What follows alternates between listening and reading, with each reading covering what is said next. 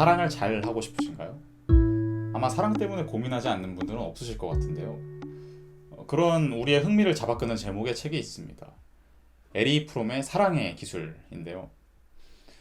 아마 이 제목을 통해서 우리가 기대하는 바는 상대방에게 매력을 잘 어필하는 법, 연애나 결혼에 성공하는 법, 또 많은 경우는 성적인 테크닉 같은 것들을 염두에 두실 것 같은데요. 안타깝지만 그런 내용에 대한 책은 전혀 아닙니다. 오히려 프롬은 그런 것들에 몰두하는 우리의 성향이 과연 진실한 사랑을 찾는데 적절한 것이냐 하는 물음을 던지고 있습니다. 에리 프롬은 많은 철학적 저술들을 남긴 정신분석학자인데요. 프롬은 현대 자본주의 사회에서 사랑이 붕괴되고 있다고 생각했고, 그 붕괴되고 있는 사랑을 우리가 어떻게 복원할 것이냐 하는 문제를 이 책에서 다루고 있습니다.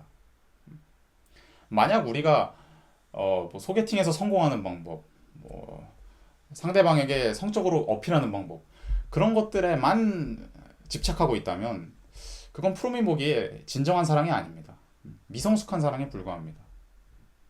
그렇다면 프롬이 말하는 진정한 사랑이란 과연 무엇이고, 또 어떤 근거로 그런 진정한 사랑에 대해서 주장하는지 한번 살펴보겠습니다.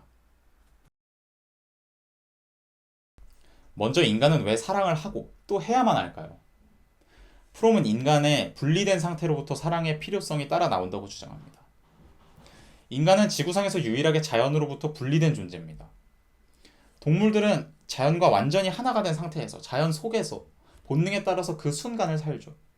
또 본능은 실존을 모릅니다. 아, 내가 살아가고 있구나. 그 사실을 인식해서 사는 게 아니라 그냥 살아있기 때문에 사는 겁니다. 반면 인간은 현재로부터 벗어나 있습니다. 인간은 과거를 떠올리고 미래를 생각하면서 본능을 이겨내고 자의식을 갖고 자연과 분리된 자신을 인식한 상태에서 살아갑니다. 프롬은 그렇게 자연으로부터 빠져나와 있다는 인간의 고유한 특성이 우리가 가진 근본적인 불안과 고독의 근원이라고 말합니다. 우리가 마치 엄마 뱃속에 있는 것처럼 아무런 자의식도 갖지 않고 자연과 하나가 돼서 살아간다면 아무런 고독과 불안도 모를 겁니다. 근데 우리는 어쨌든 엄마 뱃속으로부터 세상으로 나왔고, 그럼으로써 자연과는 돌이킬 수 없는 이별을 고했단 말이죠. 그 순간부터 우리는 우리의 어느 한 부분이 상실된 것 같은 느낌, 어딘가 채워지지 않는 그런 느낌, 그것을 근본적으로 갖고 살아가게 된다고 프롬은 말하고 있습니다. 또 우리는 그걸 채우고 싶어 합니다. 고독과 불안이 극복되고 어떤 합일에 이른 상태, 나의 잃어버린 부분이 채워진 상태, 그 상태에 우리는 이루고 싶어 합니다. 프롬은 마약과 술이 그런 상태를 경험하게 해준다고 합니다. 그래서 많은 사람들이 거기에 빠지게 되는 거겠죠. 근데 그런 일시적이고 도취적인 합일의 상태는 금방 부작용을 낳게 됩니다. 또 프롬은 대중문화도 일종의 합일의 경험을 하게 해준다고 합니다. 남들과 같은 것을 추구하고 같은 방식으로 살아가고 결코 남들과 달라지지 않으면서 대중 속에 완전히 녹아들어 있는 것. 그건 마치 자연과 결코 분리되지 않고 자연 속에 녹아들어 있는 것 같은 그런 느낌을 대체적으로 주면서 우리의 근본적인 불안과 고독에 대한 일종의 마취제 역할을 해준다는 겁니다. 근데 그렇게 대중으로 녹아드는 방식도 개성과, 그러니까 개인이 가진 개성과 자의식을 약화시킨다는 지점에서 부정적인 요소를 갖습니다.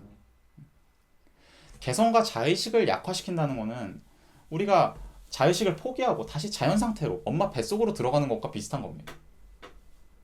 그렇게 되면 우리가 인간 세계에서 실제로 마주하는 여러 가지 문제들을 해결할 능력, 우리가 인간으로서 살아가는 그런 능력을 약화시키게 되죠. 프롬은 결국 인간 대 인간의 사랑을 통해서만 자연과의 분리를 보상해주는 진정한 합일의 상태에 이를 수 있다고 말합니다. 나의 개성을 잃어버리지 않으면서도, 나의 자의식을 지키면서도 상대방을 통해서 나의 부족한 부분을 채우고 또 나도 상대방의 부족한 부분을 채워주는 그런 게 바로 사랑이라고 프롬은 말합니다. 그러니까 사랑 때문에 사랑 안에서 나의 개성을 완전히 포기해버리고 그런 종류의 사랑은 프롬이 보기에 진정한 사랑이 아니라 미성숙한 사랑에 불과합니다. 마약, 술, 그것과 크게 다르지 않은 거죠. 반면에 진정한 사랑은 어디까지나 내가 완전한 나 자신으로 남아 있으면서도 내가 성숙한 인간으로서, 성숙한 자아로서 남아 있으면서도 이상하게 상대방과 하나가 되는 그런 체험이 바로 사랑입니다. 그래서 그런 사랑을 가리켜서 프롬은 두 존재가 하나로 인식되면서도 동시에 둘로 남아있는 역설이라고 칭합니다. 조금은 신비스러운 말이죠. 근데 그런 성숙한 사랑은 안타깝게도 그냥 주어지지는 않습니다. 프롬은 사랑을 이루기 위해서 우리는 이 삶 전체를 통해서 지속적으로 또 필사적으로 노력해야 된다고 말합니다. 그게 어떻게 보면 우리의 인식과 가장 배치되는 부분이 아닐까 싶습니다. 사랑을 노력한다는 게 말이 되니 그런 노래도 있잖아요. 우리는 사랑을 우리의 의지나 노력과 상관없이 끌어오르는 것이라고 생각하는 경향이 있습니다. 근데 프롬은 사랑에 의지와 노력이 필요하다고 말하고요. 또 사랑을 이뤄내는 것은 가장 성숙하고 생산적인 인간만이 이뤄낼 수 있는 가장 가치 있는 것이라고 말합니다. 자, 그럼 진정한 성숙한 사랑은 좀 더 구체적으로 어떤 특성을 지니고 있을까요? 프롬은 네 가지 특성을 제시하는데요. 제가 이 책을 고등학생 때 처음 읽었는데 다른 부분은 다 까먹었어도 다른 내용은 전부 다 까먹었어도 이 네 가지 조건은 기억에 남더라고요. 저는 개인적으로 굉장히 적절한 조건이라고 생각합니다. 첫째는 돌봄입니다. 진정한 사랑은 상대방이 나에게 봉사하도록 하는 게 아니라 내가 상대방에게 봉사하고 상대방이 잘 성장하도록 돌봐주는 겁니다. 프롬은 정신분석학자답게 유아기의 특성이 성인이 되어서도 많이 나타난다고 보았는데요. 미성숙한 인간은 어른이 되어서도 자신에게 무한히 베풀어주기만 할 그런 엄마 아빠의 대체물을 찾습니다. 반면에 성숙한 인간은 자신이 다른 사람을 돌봐줄 줄 아는 사람이고 바로 그걸 실천하는 게 사랑입니다. 두 번째는 책임입니다. 단지 일시적이고 도치적인 합일, 미래는 어찌 되어도 모른다는 그런 무책임한 쾌락에 이르는 게 사랑이 아니라 지속적이고 견고한 관계를 맺어나가면서 서로에게 책임을 지는 게 진정한 사랑입니다. 세 번째는 존중입니다. 내가 폭군이 되어서 상대방을 착취하고 지배하려고 한다거나 아니면 내가 엄마 아빠가 되어서 상대방에게 무작정 베풀어 주려고만 하는 것. 그게 사랑이 아니라 상대방을 하나의 완전하고 완성된 개인으로서 인식하고 상대방이 그 자신 자체로 자유롭기를 진심으로 바라는 것. 그게 사랑입니다. 어떤 우열의 관계를 맺는 게 아니라 상대방이 그 자체로 자유롭기를 진심으로 바라는 거예요. 네 번째는 지식입니다. 진정한 사랑이라면 상대방을 잘 알아야 하겠죠. 우리가 상대방의 모든 것을 알 수는 없을 겁니다.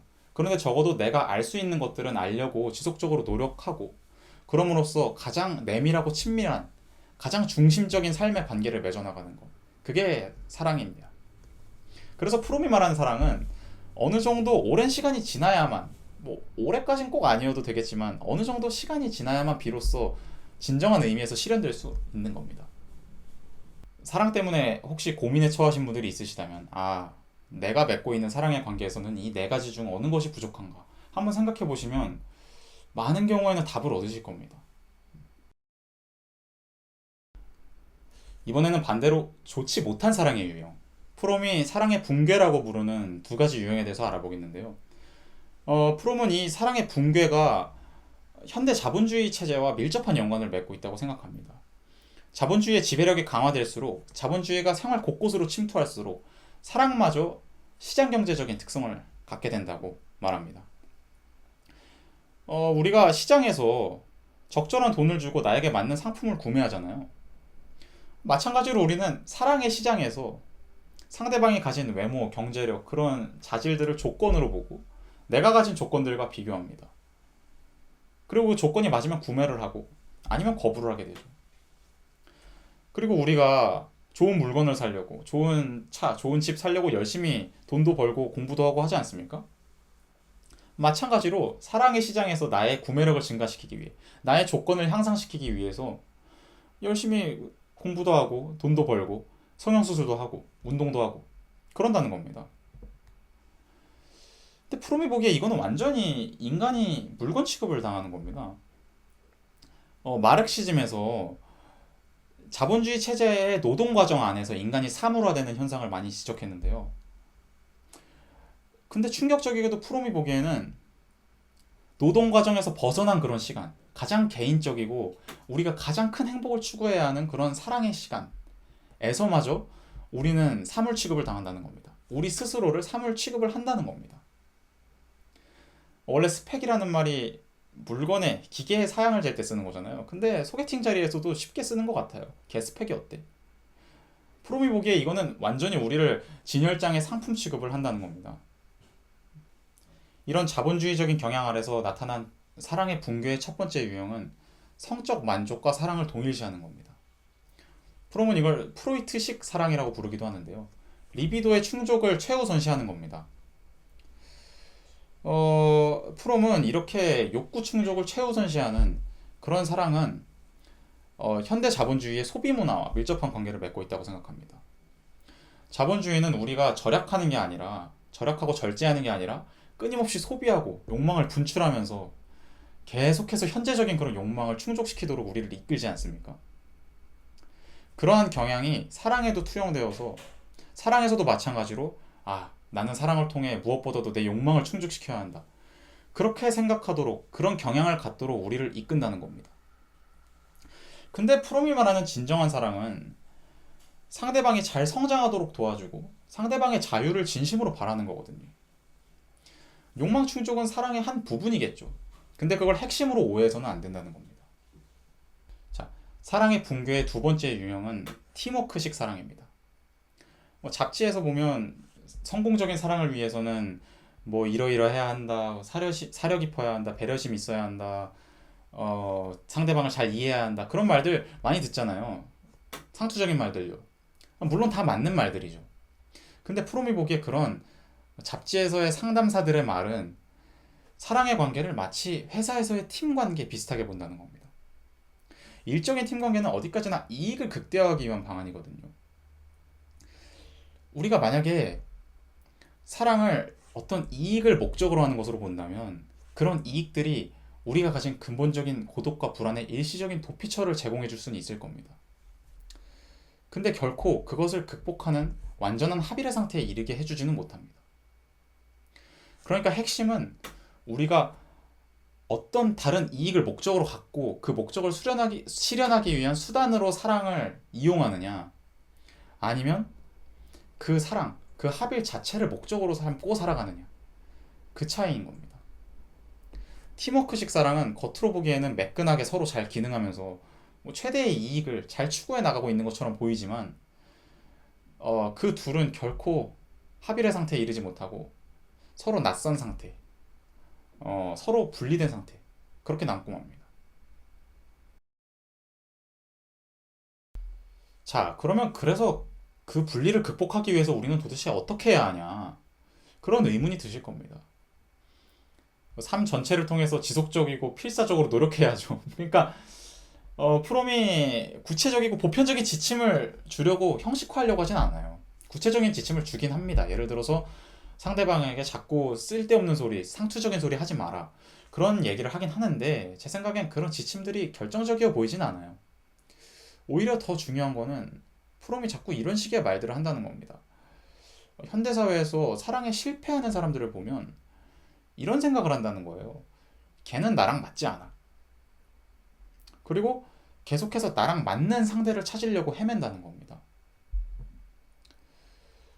사랑을 나와 맞는 상대와만 실현할 수 있는 것, 그렇게 생각한다는 거예요. 근데 프롬이 보기에 이거는 근본적으로 나와 가장 잘 맞는 적합한 조건의 물건을 찾는 것과 크게 다르지 않다는 겁니다. 그렇게 해서 찾은 가장 적합한, 나와 가장 잘 맞는 그 물건이 과연 내 실존의 가장 밑바닥에 놓인 고독과 불안을 해소해 줄 것이냐? 아니라는 겁니다. 그런 식의 사랑의 관념을 가지면 피상적인 관계에밖에 머무를 수밖에 없다는 거예요. 프롬은 사랑을 어떤 믿음 같은 걸로 설명을 합니다. 일종의 종교적인 믿음, 신앙 같은 거예요. 종교를 믿는 사람은 신의 섭리 안에서, 신이든 어떤 원리든 그 섭리 안에서 나의 삶이 한 여정이다, 그런 식으로 생각하는 믿음이 있잖아요. 마찬가지로 사랑은 나의 삶이 상대방과 함께 걸어가는 하나의 여정이다 라고 생각하는 믿음의 그 뿌리를 두고 있습니다. 그러니까 나와 걔가 잘 맞냐? 그게 그런 질문이 중요한 게 아니라 내가 한 명의 성숙한 인간으로서 한 명의 사람을 사랑하고 한 명의 사람을 성장하도록 도와주고 한 명의 사람이 자유롭기를 진심으로 바라면서 나의 삶을 그 사람과의 여정에 바칠 수 있느냐. 그 질문이 핵심이 되는 겁니다. 여기서 어떤 더 구체적인 지침을 얻어내려고도 생각해 볼 수 있겠지만 적어도 프롬이 그걸 제시해 주진 않고요. 그거는 아마 우리의 과제가 아닐까 싶습니다. 네. 에리 프롬의 사랑의 기술은 1950년대에 미국의 자본주의 사회를 비판하면서 나온 책인데요. 지금 시대가 많이 바뀌었지만 또 바뀌지 않은 것도 그대로 남아있는 것들도 많은 것 같습니다. 저는 물론 현대 사랑의 경향이 무조건 나쁜 쪽으로만 흘러가고 있다? 그건 아니라고 생각합니다. 그런데 그럼에도 불구하고 이 책이 좋은 분석들을 제시하고 있고 이 책에 나온 내용들을 토대로 해서 내가 현재 추구하고 있는 사랑, 내가 맺고 있는 사랑이 과연 나의 가장 근본에 놓인 고독과 불안을 해소해 줄 수 있을까? 그런 질문을 던져보시면 좋을 것 같습니다.